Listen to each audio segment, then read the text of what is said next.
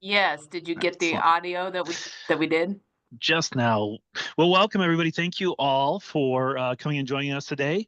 If you don't know, I'm Jason Blumquist, and I'm co-hosting with the amazing Liza Long, and we are the Gen AI Fellows for the State Board today.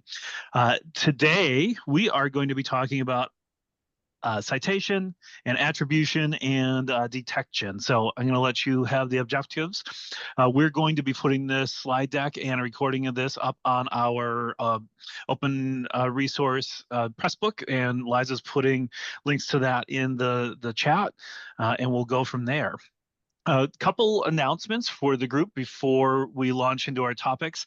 I'm really excited to announce registrations open for the inaugural Innovate Idaho AI Symposium that'll be happening on April 3rd. Starting, it's a full day of folks from around our state who get to share what they are working on and looking for collaboration. We've got 7 of the Idaho universities represented in our presentation logs, and I can also announce today that Kelly Arispe with Boise State's School for the Digital Future is going to be our keynote speaker for that event as well. So I'm going to put the link here in the chat.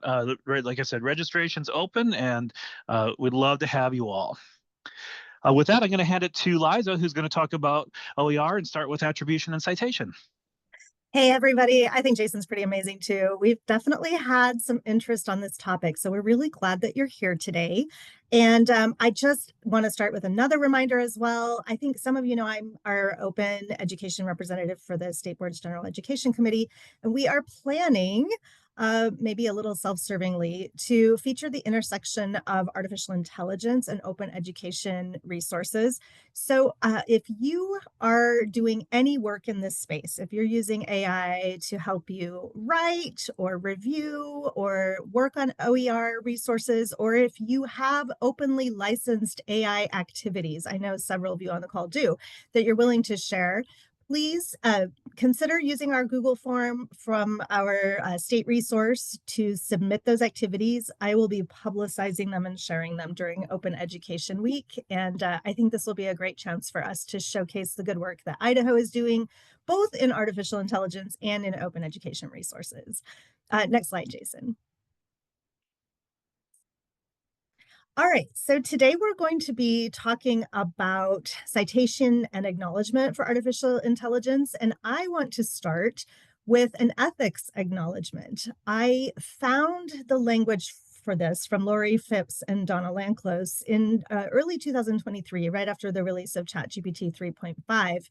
And Lanclose and Phipps share this out with the wider academic community in the interest of making sure that when we think about artificial intelligence, we start by acknowledging that these tools do have ethical challenges. So I like to start my presentations especially when I'm talking about citing and acknowledging, I like to start by with this, it's similar to those of you who are familiar with land acknowledgements. So I just want to acknowledge that the presentation was prepared using several AI chatbots, including ChatGPT, Google Gemini, possibly DeepSeek, Meta, and Claude.ai. Claude's my favorite. I acknowledge that AI chatbots do not respect the individual rights of authors and artists and ignore concerns over copyright and intellectual property in the training of the system. Additionally, I acknowledge that the system was trained in part through the exploitation of precarious workers in the global South. In this work, I specifically used AI tools to review content, provide images, and create some of the content I demonstrate. So that you can take this and use this for your own. Yeah, Lorraine, basically. Right? Lorraine says this is wrong and I'm doing it anyway. Yeah. And or you don't have to use that, but I like to share that out. Let's switch to that next slide. All right. So there's one of the AI images right there.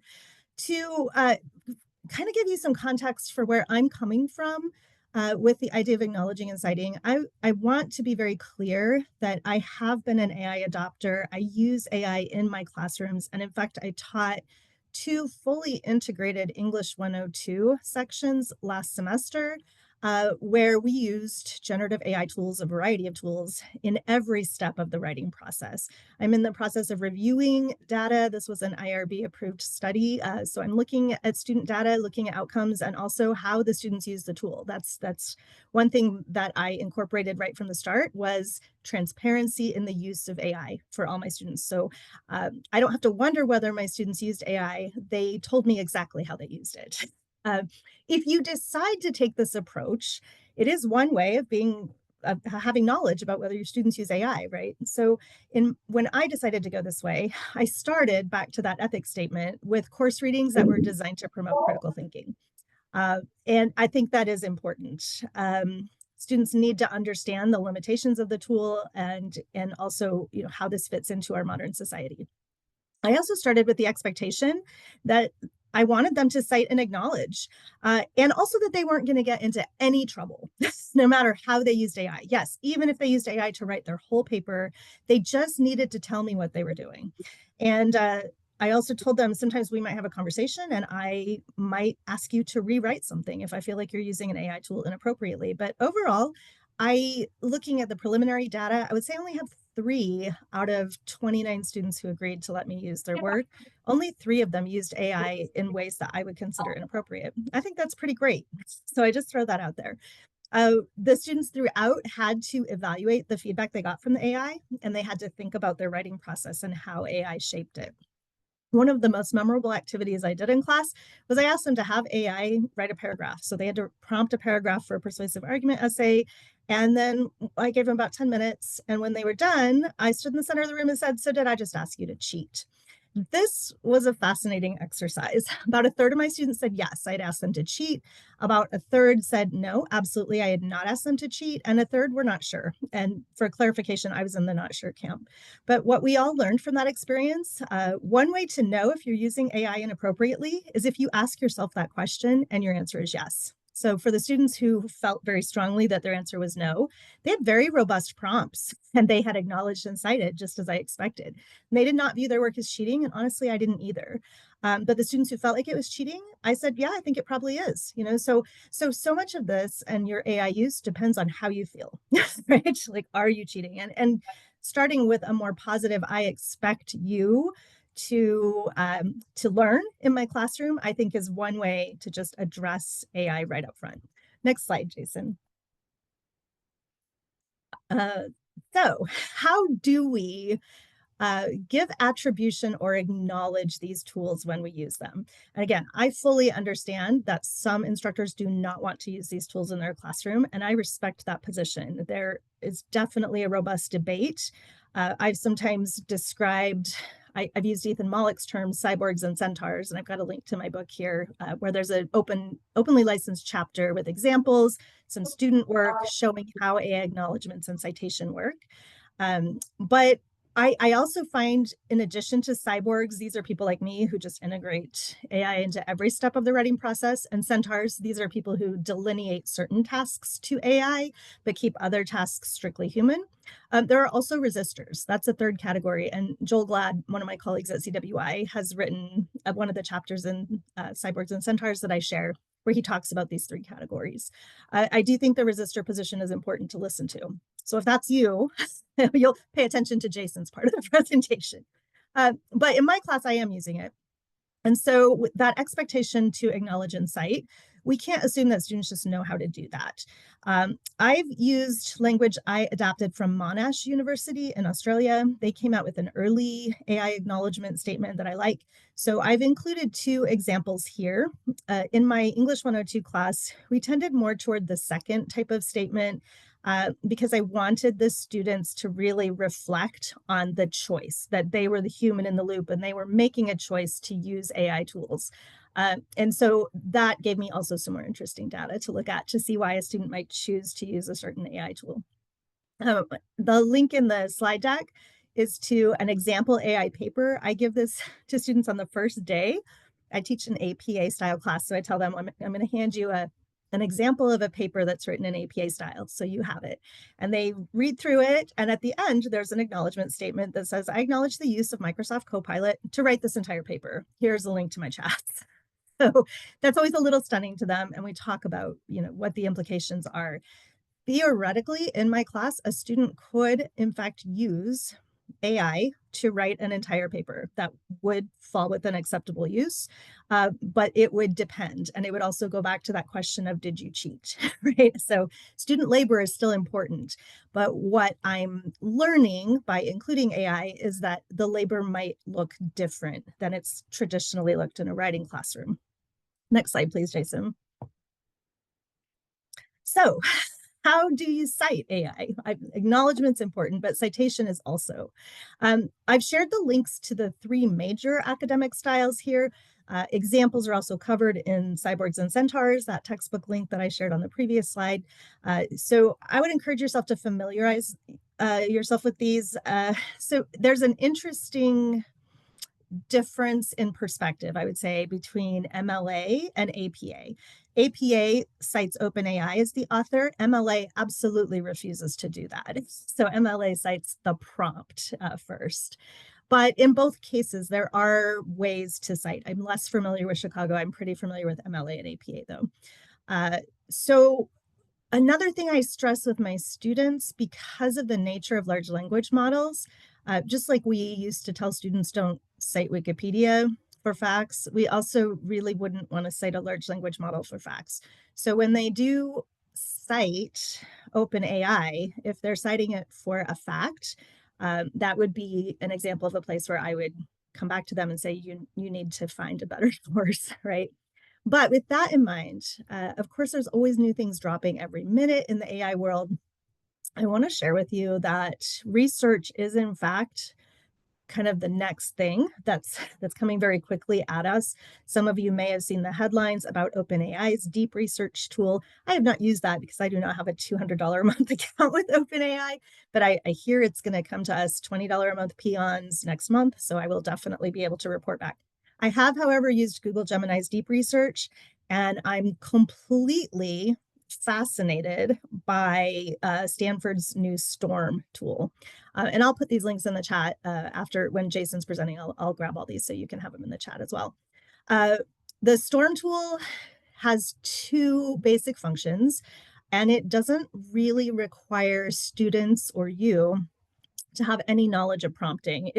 Your prompt would look like a traditional Google search, but I have this screenshot here to show you because it's very transparent. You'll notice that in this screenshot, we have a robot talking to a robot.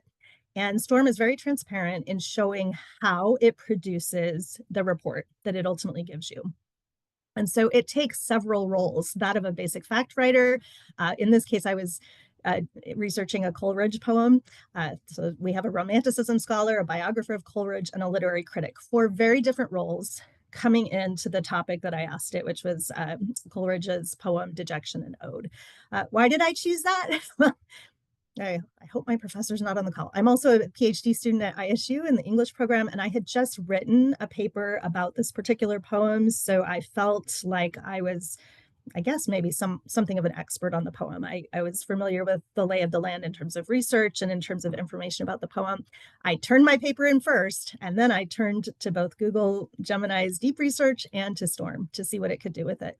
Because I do still find that these tools, if you have expertise, are often still more useful for people with expertise than those who lack expertise. But I felt like it was pretty good. So I really, I would recommend you play around with this. We've talked about whether the college essay is dead. I've talked about that with colleagues. I'm starting to think the college research paper might be dead too. That doesn't mean that writing and research aren't still important, though, to be super clear.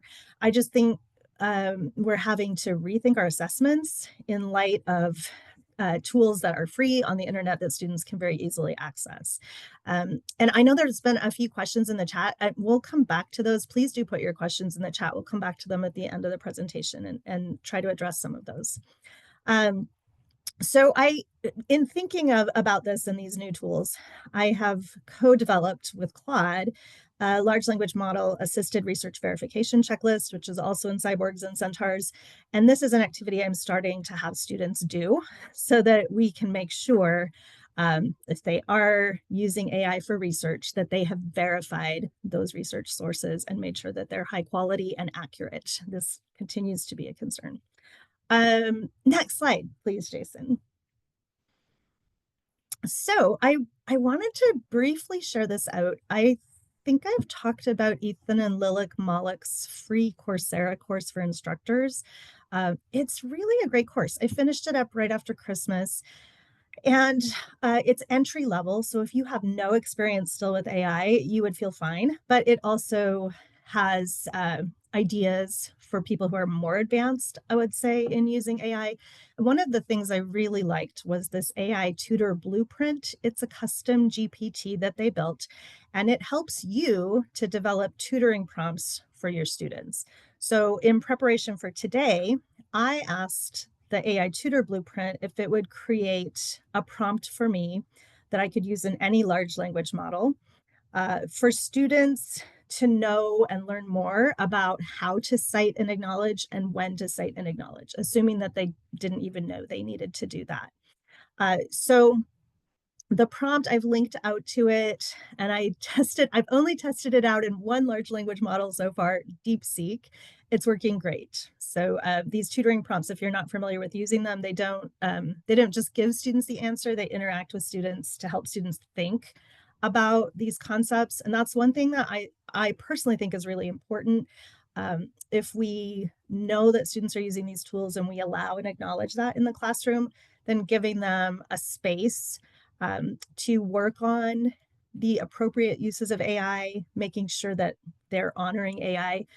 DeepSeek explained to the student, me, that it needed to cite and acknowledge AI use and AI help, just like it would thank a tutor in the Writing Center, or just like the student would cite and acknowledge a book, right? So I think we can't assume that our students think they're cheating. So that's why asking them if they thought they were cheating might be a good way to approach it. And I also think it's harmful for us to assume that students even want to cheat. So for myself as an educator, I've looked at these tools as resources, and I have assumed goodwill on the part of my students. I've assumed that my students want to learn. Being a student myself, I found that to be the case for myself, right? Like, I kind of joke to my friends, I absolutely could use my Liza Long PersonaBot custom GPT to write my papers, and I think I could get away with it. I don't think my professors would know. But why would I do that? Right? Why would I deny myself that delicious friction of learning something new or really wrestling with text on my own? So going back to that existential reasoning for why are we here? What are we trying to get out of our education? Really helping students to own their education and understand that, if they're outsourcing everything to Chat GPT, then they haven't got their money's worth. They didn't get what they came to school for. So I worry a little less about cheating and kind of want to go more in that direction. Heidi, I'll put the link in the chat in just a minute. She says she's not seeing it, so I'll make sure you have the link. All right, next slide, Jason. So I've talked a lot about students here, and I'm curious, and maybe you guys could share in the chat. I'm just curious what you are thinking. What about you? Like, if you're using AI, when do you need to disclose your use of AI to colleagues, and what does that look like? And I don't think there are right or wrong answers to this. I'm just kind of curious about where you're at on disclosure. And I'll share, like, partly to get the attention of leadership. I was going up for promotion in 2023 to associate professor at CWI. And so I made the very deliberate choice in my promotion packet to use a variety of AI tools in various ways. And I absolutely disclosed and shared all my prompts for every section of my portfolio. And it got people's attention. I think up to that point, I wasn't seeing a lot of movement or understanding that these things were probably going to transform our academic settings.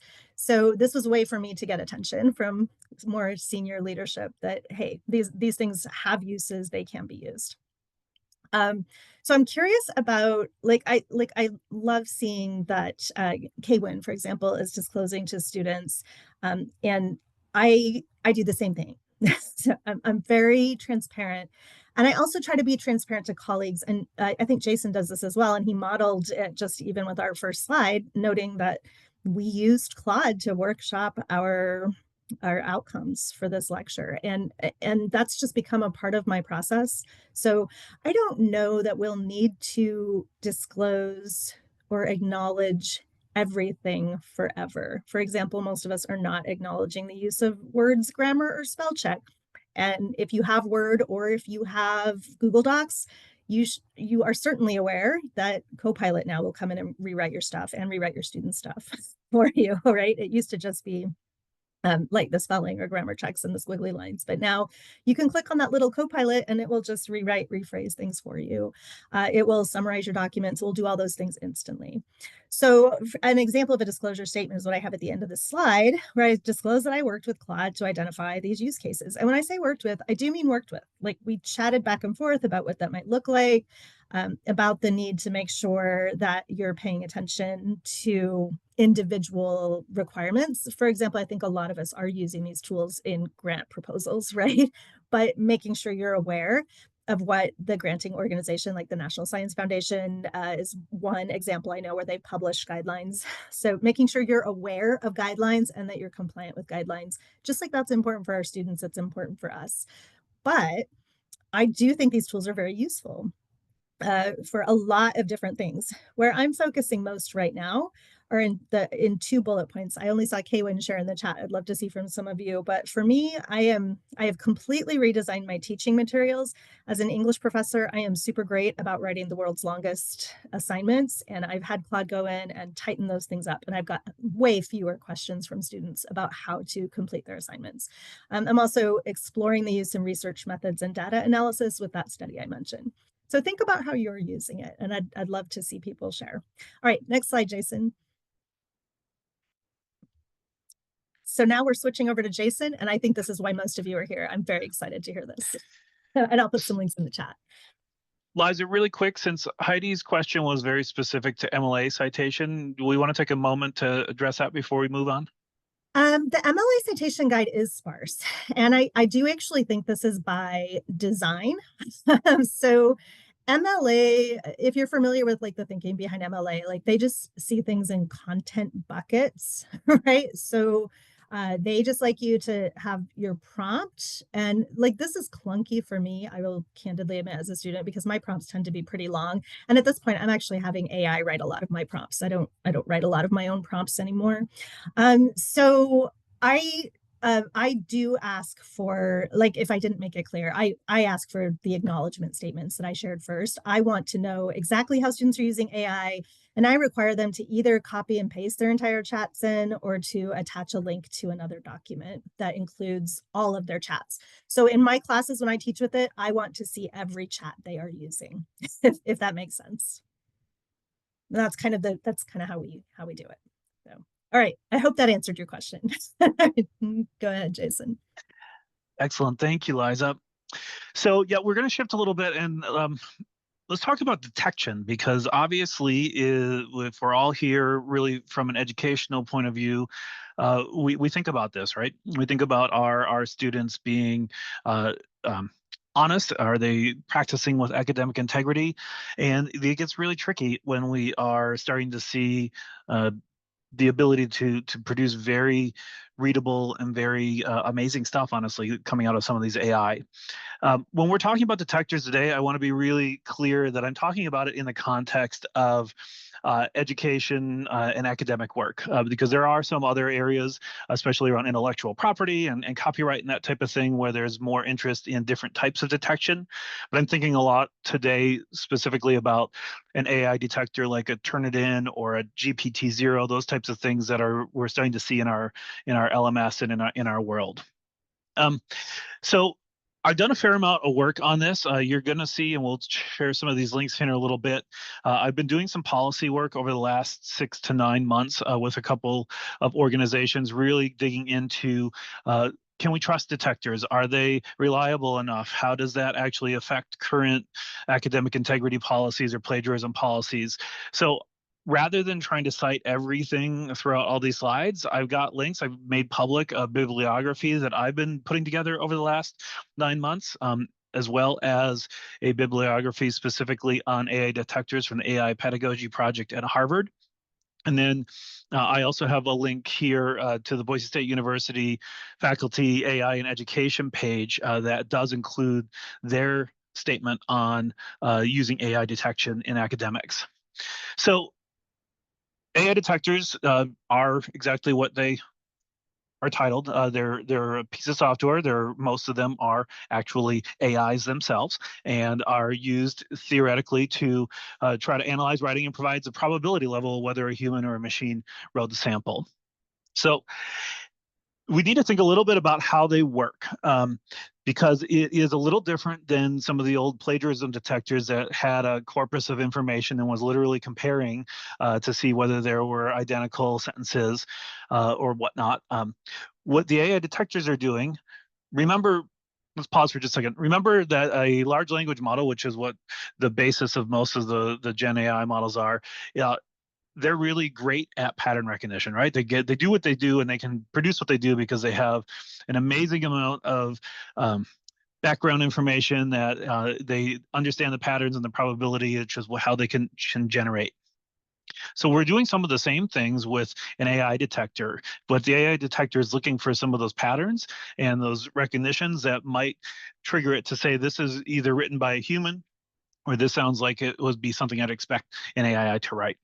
So some of the things that we see are, in some terms we see, are that they look for perplexity. And that's not to be confused with the AI model also named perplexity, but the idea of perplexity as the uniqueness of a sentence compared to what's expected.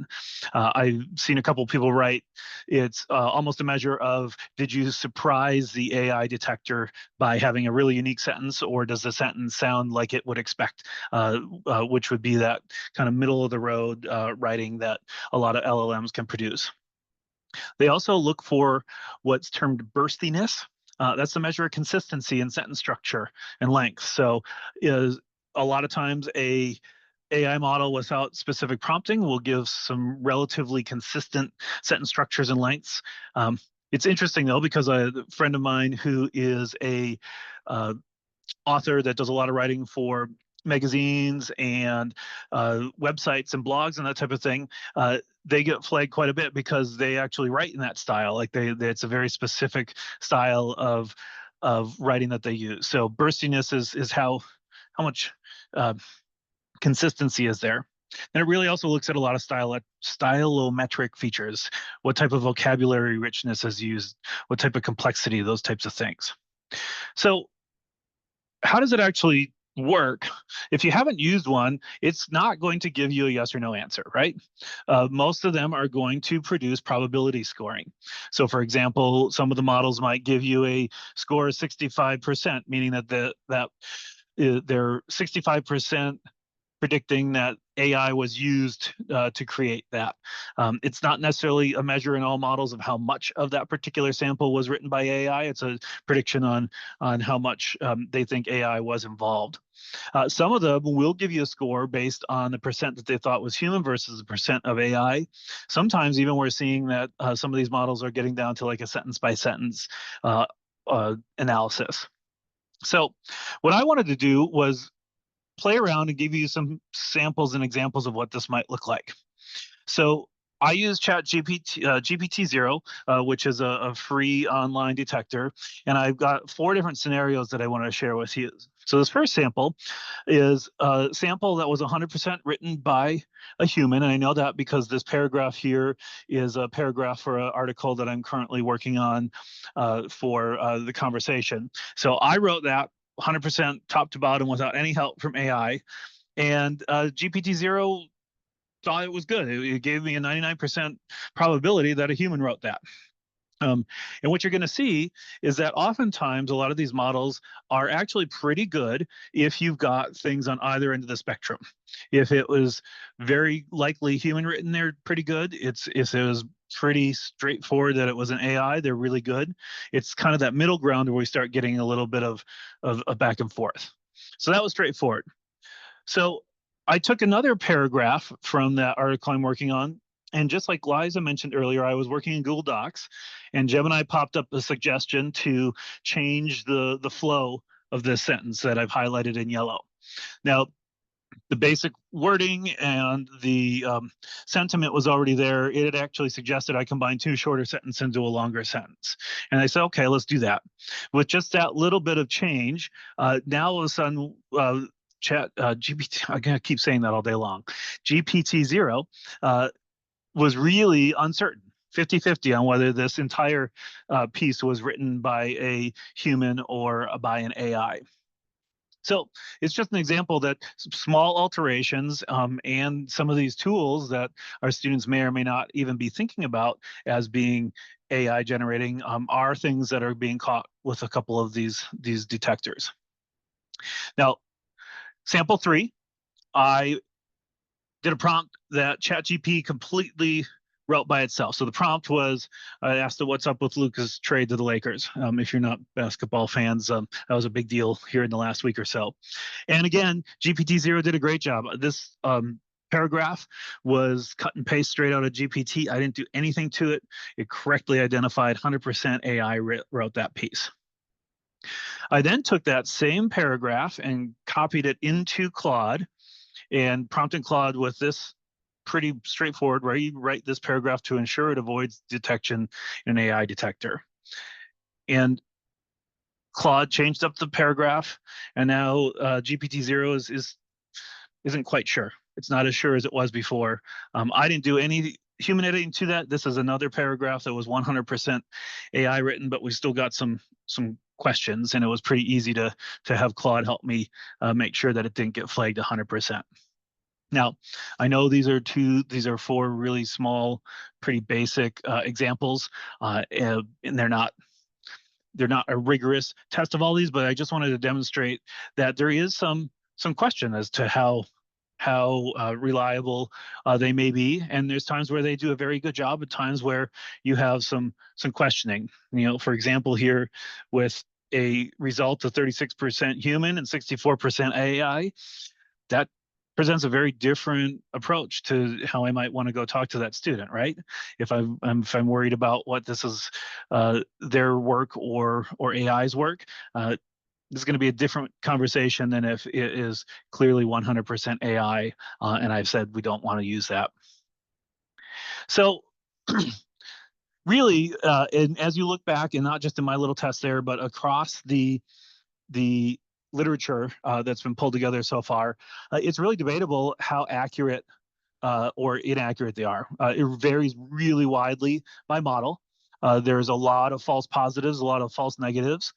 As I said before, it tends to have better reliability if you're working with samples that were heavily human or heavily AI. But what I really want to also say is that it really changes model by model. There are dozens of different AI detectors that are selling themselves out there right now, whether it is an institutional one like Turnitin or a free one that you can find on the web. And it's really hard to tell which ones have been tested, how they're reporting their results, how they're benchmarking results. Like, that's not really happening right now. So we're seeing a lot of inconsistency. We're also seeing that this is changing on a weekly basis. There's some really great blogs that I follow on ZDNet and on Wired that they're doing a good job of every few months testing the same set of detectors as we see new models of the generative AI coming out, and they're saying that some get better, some get worse. It's hard to tell from model to model, and there's a lot of variation. So in addition to that, we also are starting to see a fair amount of literature and evidence that these detectors are more likely to classify non-native English speakers as AI generated. So that's something we need to be aware of, especially in academics. So the bottom line is, I'm not going to tell you that AI detectors are good or bad. It's just that it's not a yes no. Like, it's one piece of the larger puzzle when we're trying to figure out whether our students are being academically honest with us. So there are some other issues we need to think about when we're considering whether or not to use detection with our students' work.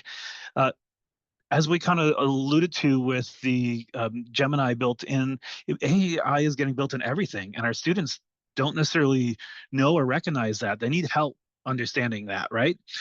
I have class of entry-level nursing students that I do a AI literacy module with. And 70% of them yesterday, when I asked them, did not recognize that Grammarly had AI built into it and was being powered by AI.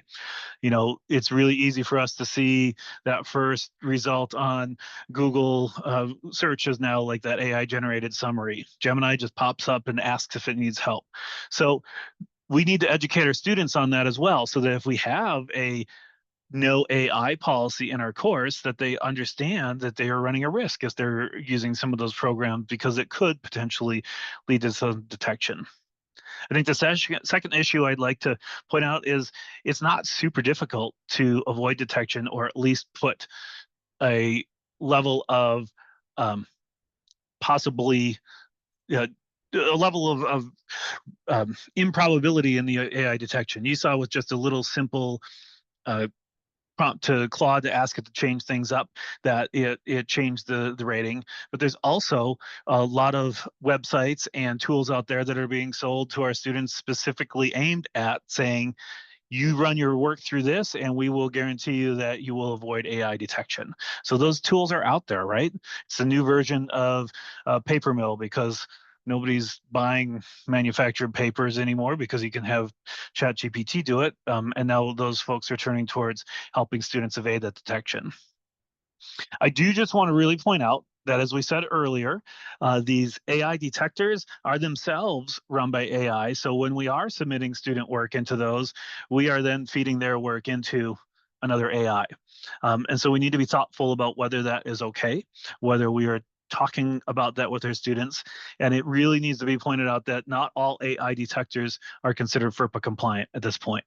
So be very, very careful on which tools you're using, and making sure that they actually work with the policies of your institution. As I said, there's a fair amount of concern right now on bias on how these detectors tend to flag non-native English speakers. There's also it's a small amount, but early levels of evidence that show that potentially neurodivergent writers and thinkers are also tending to be flagged more readily as AI generated, even if they aren't. So just something to be aware of. And this last one is one that I really want to think about. And this is something that is highlighted pretty heavily actually in the Boise State guidelines on AI detectors, is considering how the use of these tools are impacting our relationships with our students, right? Just like in any time we might be asking if a student is breaking academic integrity policies, we need to be thoughtful about it. We need to be thoughtful about how we approach that, how we bring that student in the conversation, because we do need to think about what a false accusation might mean to a student, mean to their academic career, and those types of things, which is why there is a lot of hesitancy in a lot of folks around using AI detectors, if that is the sole thing you're using, because of the probability that it may or may not be 100% accurate. So what I'd really like to think about is shifting, if we are choosing, whether you're choosing to use AI detectors or not, I think it fits into a larger conversation about academic integrity with AI tools out there right now. As one, we do need to clearly define expectations. I know a lot of our institutions have left that decision-making up to the individual instructors and the individual faculty. And I think that's excellent from an academic freedom point of view. And it also makes things very murky and cloudy for our students. They talk to me a lot all the time about, well, you're letting us do this and my next class is not. And I know they need to read their syllabus, they need to understand what's expected in each class. But if we aren't clearly defining that for them, it adds to that confusion. As we talked about earlier, I do think we need to openly discuss whether it does or does not fit in your course, and really talking about why that would be. I think that as more of us get more familiar with and comfortable with these tools, we can have those conversations about why this particular assignment or this particular course, we're asking you to not use those tools because of the objectives or the types of activities or assessments we're doing, or being open and talking through why they might be very fitting for another part of the course. So really talking about how do we start leading by example with the proper way. And I know we're all figuring that out as we go, right? I also really like the comment earlier that we should be really open about how we are using AI so that we can continue that discussion on appropriate use, because I'm learning it as well. So I do try to talk very clearly with my students about what I'm doing with it. And we sometimes have a discussion. Do they think that's appropriate as well? A lot of schools are saying if you are going to use AI detectors, you need to disclose that. Some schools even want it specifically in syllabus statements. So talk with your folks if that might be yours. And I do really, at this point, really agree with Liza on the need to disclose, more so that we can have a conversation around that use and help determine whether that was an appropriate use or not. So as far as addressing concerns and whether we think a student has been using AI inappropriately, if you are using an AI detector, remember that it's a probability. It's not a definitive answer. So that needs to fit into a larger mosaic of work, like watching for patterns, understanding what your students' work has looked like in the past. You know, I was talking to somebody on my walk across campus today, and they were talking about how a student in one of their online courses was completing an entire week's worth of work in 3 hours on a Saturday afternoon, right? So there's probably some questions there about how they're doing that or if they're getting assistance. So if you have those questions, we need to start having a discussion with our students and making sure that, just like any other type of academic integrity issue, we think thoughtfully about how we're going to approach that, how we're going to ask them to describe their work, ask them how they got to where they were, and potentially going that route versus immediately dropping the hammer and throwing accusations. So I do think this leads to some opportunities for us. It does allow us to reset some discussions about how we are setting expectations, how we're choosing to set up our course, how we're choosing to set up our assignments. And I know this really gets to the crux of it's exhausting, and we don't all have time or the wherewithal or the desire to do that. But I really do.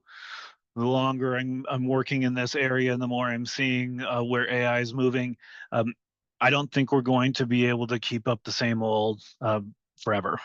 And the idea that we're simply going to be able to catch everybody who is potentially cheating or misusing AI, I think is not necessarily realistic. And that sounds even more exhausting to me, to be quite honest. I think we need to refocus on what's important in education. We need to keep discussing why we're asking students to do certain things, why it's not just busy work, what they're going to get out of it. Back to Liza's point, how do they become owners of their educational process again versus just finishing off the checklist? And I do think we need to think thoughtfully before we would get into the situation of how you think about addressing that conversation when you do feel like a student might be out of policy or doing things with AI that you've asked them not to. So, in conclusion, perfect timing, because I would think there's going to be some discussion here. This is hard. We're all really learning a new way to interact with information, really. And I think my big takeaway again with AI detectors is whether you choose to use them or not, they need to be looked at as a part of a larger pattern rather than a single source of truth. So a lot of this content, and I am almost done with a larger policy brief on AI detection, was going to be available in our Guide to Teaching and Learning Pressbook. So feel free to look for that. And as we said, we've got a lot of references and resources here so that you don't just have to take my word for it. You can go in and look at the information that's out there. So with that, I am going to try to catch up with some of the chat. And let's open it up to some questions, comments, concerns. And I didn't even talk about this, but I'm going to share that link to the English 199 open course. There's been some questions about asynchronous online courses, and this is an open course that requires students to do all of their assignments with AI. So it might be something to look at to see what you might be able to do in an asynchronous course. But yeah, I'll put the link. Then Jason, you want to scroll through and find some of those other questions? Yep. I'd agree. I got really behind in the chat, I'll be honest. I'd agree. Reed has some fantastic writing on information literacy out there. Recommend that for sure. Yeah, anything Reed Hepler writes. You should definitely subscribe to his Substack. I always look forward to that. Okay, let's see. Brian says, as AI becomes more prevalent in students' work,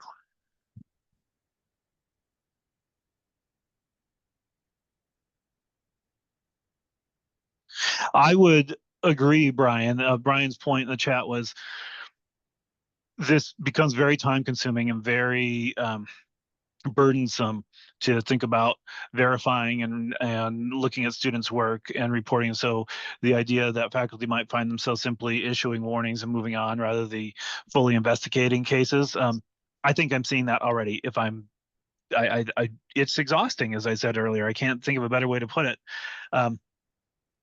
And I think that I'm starting to think about, where's that balance in that relationship, right? Because some of this is our students needing to also take ownership for how they want to approach their learning and whether they want to do that with integrity or, like Liza's talked about earlier, she probably could get away with doing some stuff just AI and nobody would notice, but that's not what she wants to do. But we also know that there's always going to be students that they don't have that particular motivation or they have other needs. So I don't know. That's going to be a really, really interesting one to kind of think about. And I think it also is unfortunate that might push more folks to then using more AI tools to cut down on some of that quote unquote burdensome work that might take away from that relationship as well. I think that's an interesting conversation that I've had with a number of folks on whether AI for grading student work is appropriate or beneficial or not. And I think that similar to some of this goes back to your individual persuasion and demonstration. For me, grading is an important part of that relationship with my students, and I spend and appreciate a lot of time to be able to actually go in and give feedback and work with them. So I don't want to offload some of that, but for other people that might be different, right? So yeah, that was a really long-winded non-answer. Jason, I want to highlight something that Kaywin said, and Kaywin's doing some great work. So Kaywin, I hope that you'll submit something to that Google form. I would love, and Heidi, you as well. I think I saw Matt Wilson on this call too. He should definitely submit some of the great stuff he's doing in the classroom. But Kaywin pointed out that with AI embedded into every technology, it's going to be better to assume that AI had some influence in the work. And I think this is a fair point. Jason, I know you and I have talked about this while we're promoting disclosure right now and we're promoting acknowledgement. We definitely anticipate a time when certain tasks won't really need disclosure because it will be assumed that you used AI in those tasks. So it's a good point. That discussion is happening outside of just academics today as well. I do a lot of work with a healthcare system on their AI advisory council. We're having that same discussion. What amount of disclosure do we owe our patients as to whether we're using AI in the form of their care? And there are folks that are of the persuasion that it's almost so embedded at this point, it would be the same as disclosing that we use computers in their care. So I don't know. That's going to be an interesting one to see.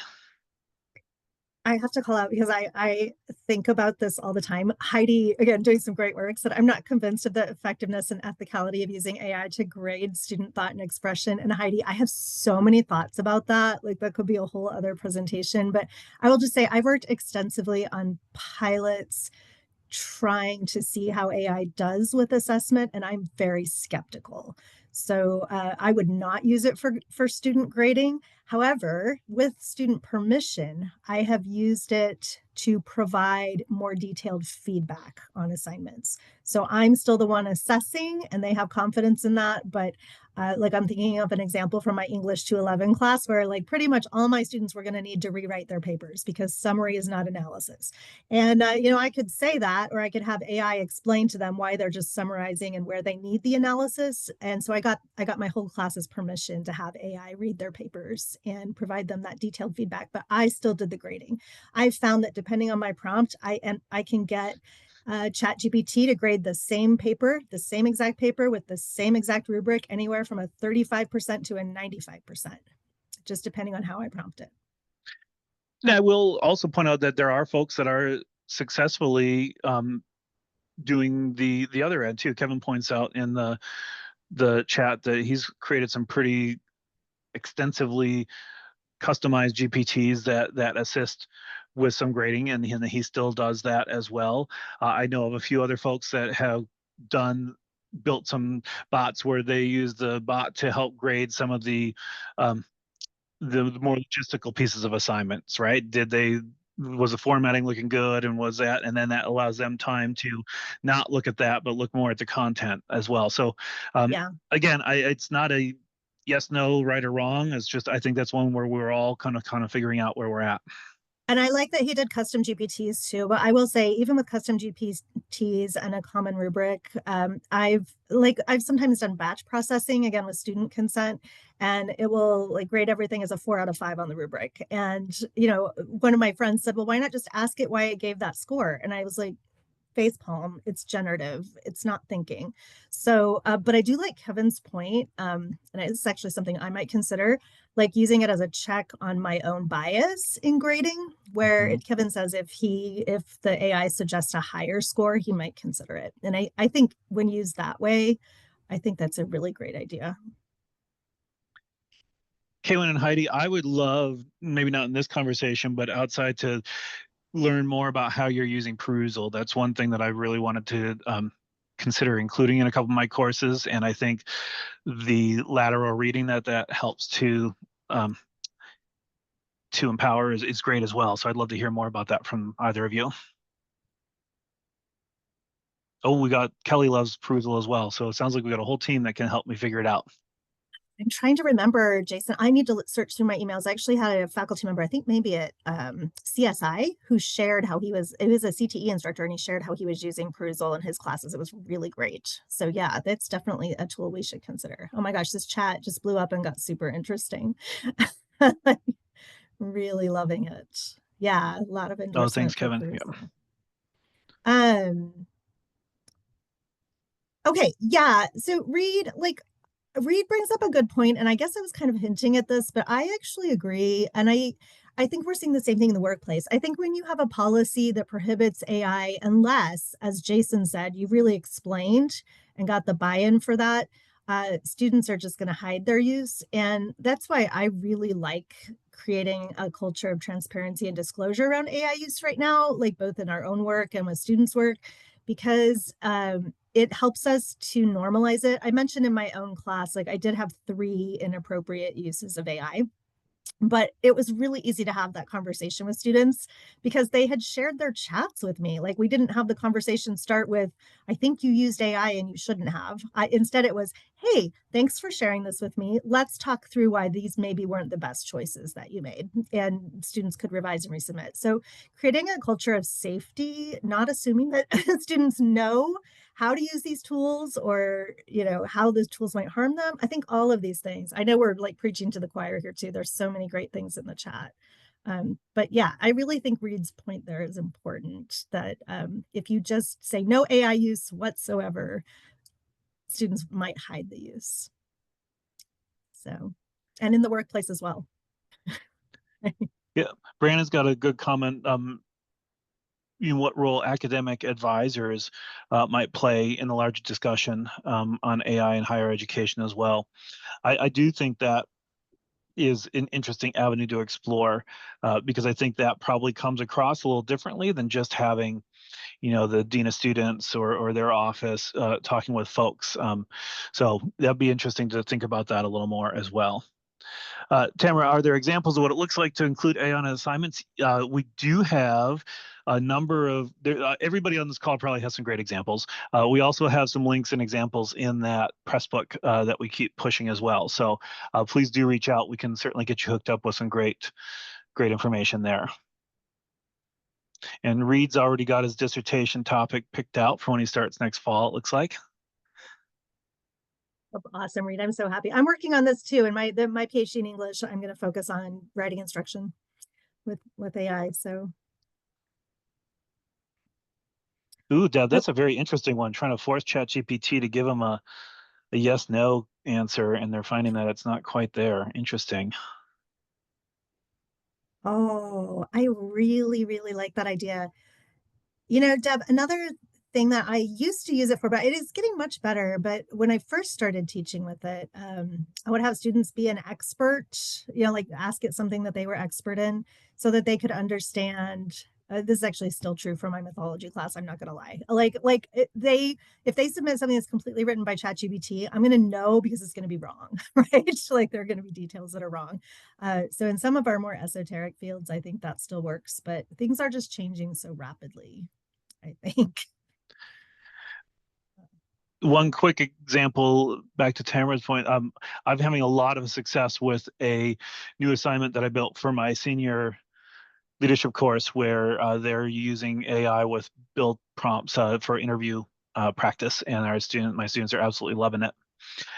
They're prompting it with very specific information about where they're applying and that type of organization, and it's giving them some really great practice. So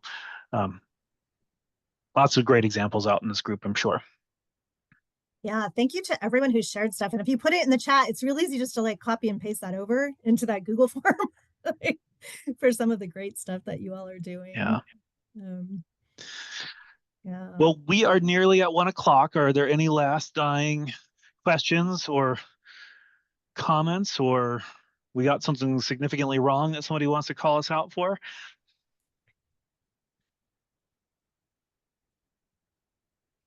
All right. Well, thank you all very much. Look forward to hopefully seeing you all at the AI Symposium in April and everything in between. So have a great afternoon. Yeah, thanks everybody. Great to see you all.